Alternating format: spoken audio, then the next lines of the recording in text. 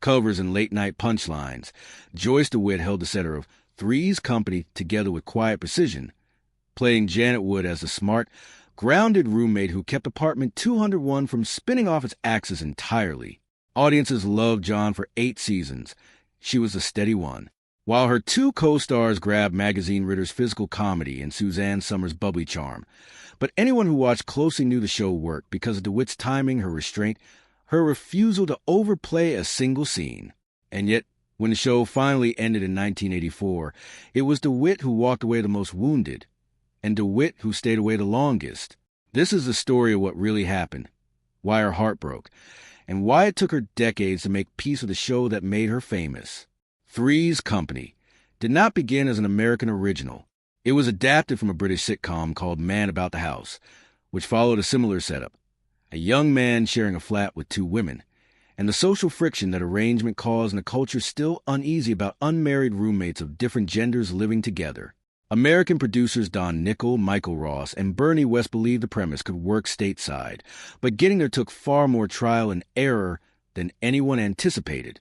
The first attempt, shot in 1976, barely resembled a show that would eventually dominate American television.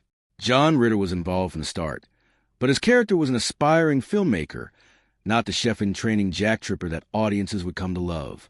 The female leads were entirely different actresses playing entirely different characters. That pilot never aired.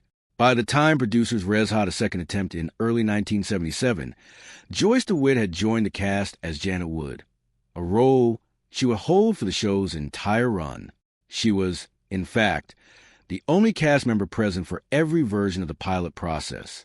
The role of the blonde roommate, however, was still unsettled, and a different actress originally read for what would become the role of Chrissy Snow. According to entertainment industry accounts of the casting process, ABC executive Fred Silverman personally intervened just days before production, reviewing audition tapes and pulling Suzanne Summers back into consideration after she had initially been passed over. She was cast. The 3 actors were put together on set, and within a matter of days, the chemistry that had eluded 2 previous attempts finally clicked.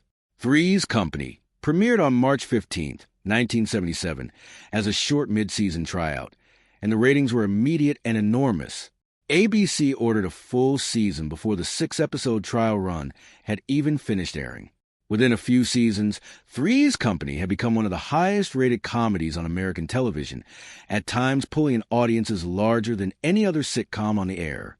John Ritter's physical comedy earned him an Emmy in 1984 and a Golden Globe the year before. The pier-side opening credits and the show's cheerful theme song became instantly recognizable pieces of American pop culture. But success on that scale came with a cost that rarely showed up on screen. The show leaned on a repetitive formula of overheard conversations and manufactured misunderstandings, and constructing a fresh version of that same joke every single week wore down the writing staff.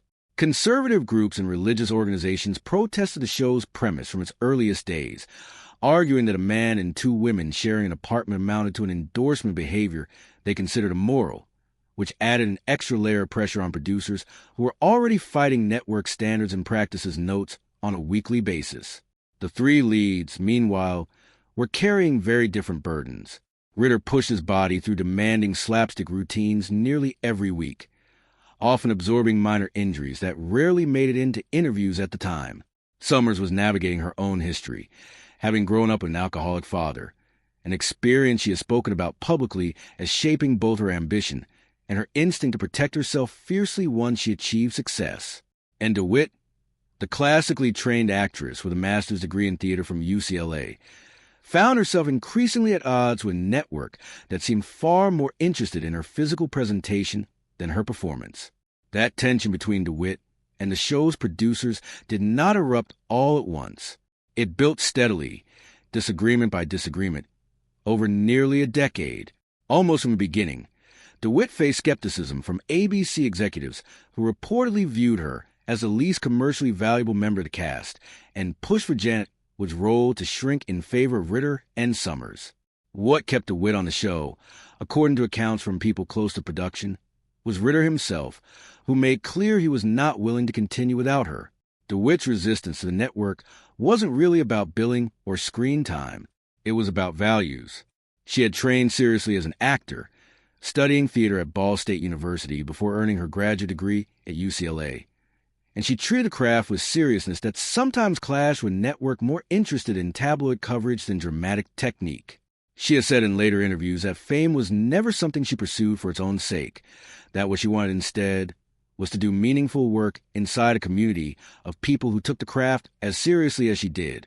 The celebrity machinery that surrounded the show, the magazine covers and gossip coverage, held little appeal for her, and that indifference occasionally read to executives as a lack of star power, when in truth it was simply a different set of priorities.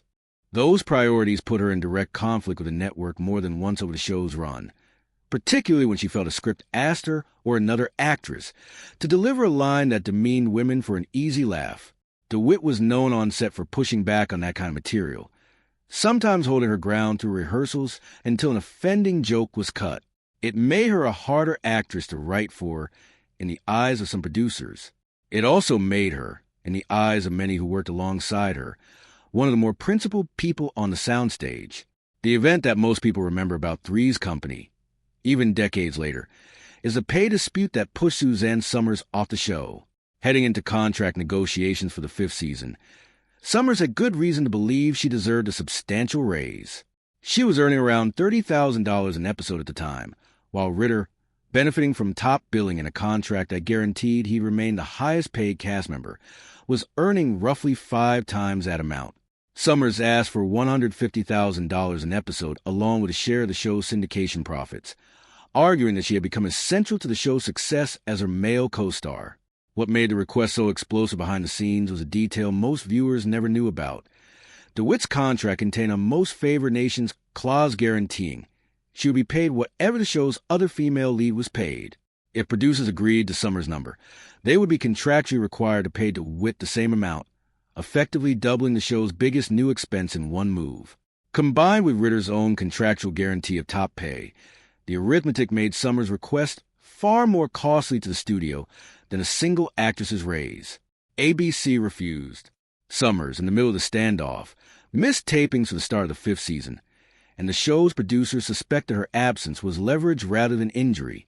Ritter and DeWitt, both of whom had built their working lives around the discipline of theater training, viewed the missed days as a threat to the crew's livelihood and to the stability of production they had spent years building.